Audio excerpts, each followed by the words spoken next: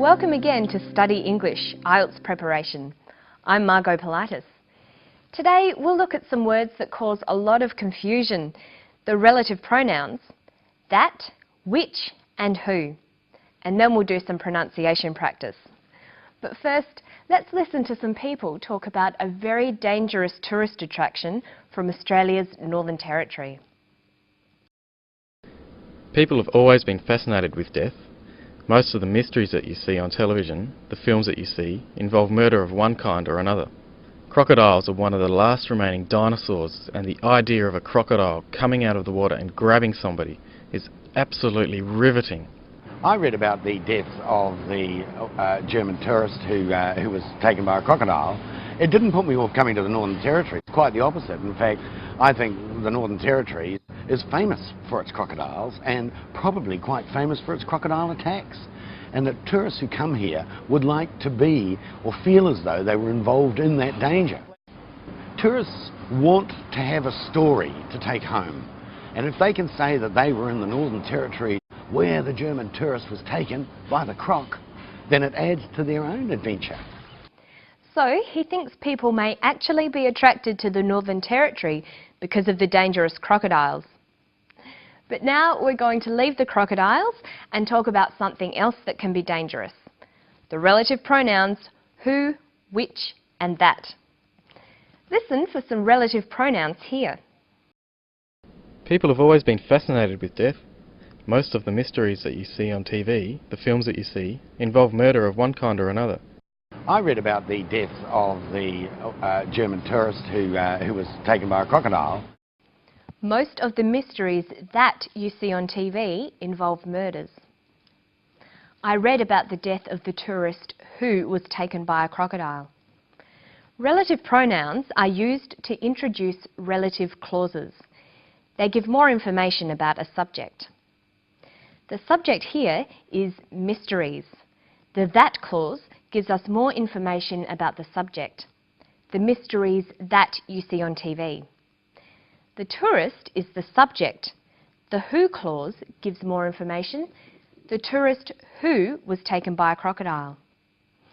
But how do you choose between who, which or that? Well, the relative pronoun who is only used with people. Which is only used with things. That is usually only used with things as well. Sometimes, in informal language, it can refer to people. But when you're learning English, it's probably best to avoid using that for people. The most difficult thing with these relative pronouns is working out the difference between which and that.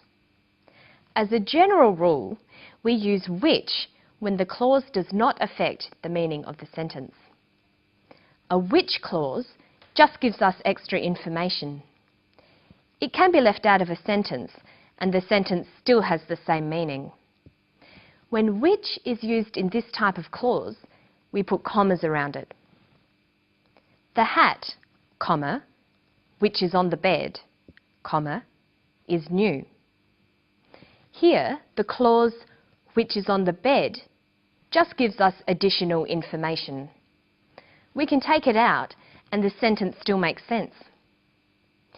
There is only one hat. It's the hat on the bed. We take out the which clause and the important information is still there. The hat is new. Okay, now let's look at that. We use that for clauses that are a crucial part of the sentence. They are actually part of the definition of the subject. The hat that is on the bed is new. Notice that clauses do not use commas because they are a crucial part of the sentence. There are a number of hats this sentence could be referring to, but the sentence is specifically talking about the hat on the bed, so we use that. The that clause cannot be taken out of this sentence. The hat is new. It doesn't make sense here because it doesn't tell us which hat is being discussed. It would take some practice to get used to who, which and that. To sum up, we use that to define the subject. We use which in a clause with commas to add extra information. You will notice which often being used in place of that, especially in spoken language. While not strictly correct, it is very common. The word who is a bit simpler. It's only used when the subject is a person and can be used in both of these types of clauses.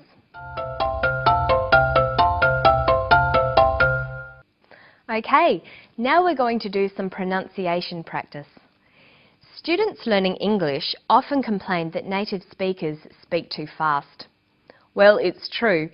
English speakers do run their words together, so it's often very difficult to hear when one word ends and another begins. To make your spoken English sound natural, it's important for you to do this too. You need to learn to link words ending in a final consonant sound to words with an initial vowel sound. Let's look at some words linked with of. People have always been fascinated with death. Most of the mysteries that you see on television, the films that you see, involve murder of one kind or another. Crocodiles are one of the last remaining dinosaurs, and the idea of a crocodile coming out of the water and grabbing somebody is absolutely riveting. I read about the death of the German tourist who was taken by a crocodile. It didn't put me off coming to the Northern Territory. It's quite the opposite. He uses the phrases most of, one of, out of, death of. But in sentences, these phrases will usually become linked together. Most of, most of. One of, one of. Out of, out of. Death of, death of. Notice that of in these phrases is unstressed. Practice these ones. Many of, many of.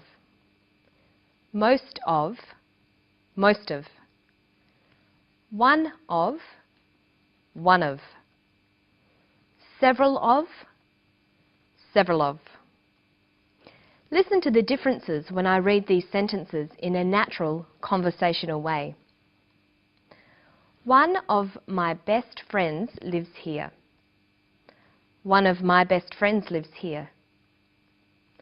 Many of the trees have died.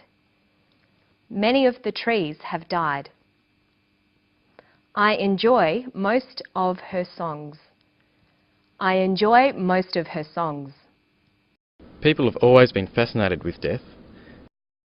Crocodiles are one of the last remaining dinosaurs, and the idea of a crocodile coming out of the water and grabbing somebody is absolutely riveting. He says people have always been fascinated with death. People have always. Notice how in conversation we link the final consonant sound v with the initial vowel sound or. Have always. Crocodiles are. Crocodiles are. Is absolutely. Is absolutely. Okay, now let's try these sentences. She is always studying hard. She is always studying hard. They aren't scared by crocodiles. They aren't scared by crocodiles. So make sure you practice words in phrases and sentences. That way you'll get used to linking your words and your spoken English will sound more natural. And don't forget to listen to native speakers as much as you can and try to copy them, even if they do speak fast. And that's all for today. I'll see you next time on Study English. Bye-bye.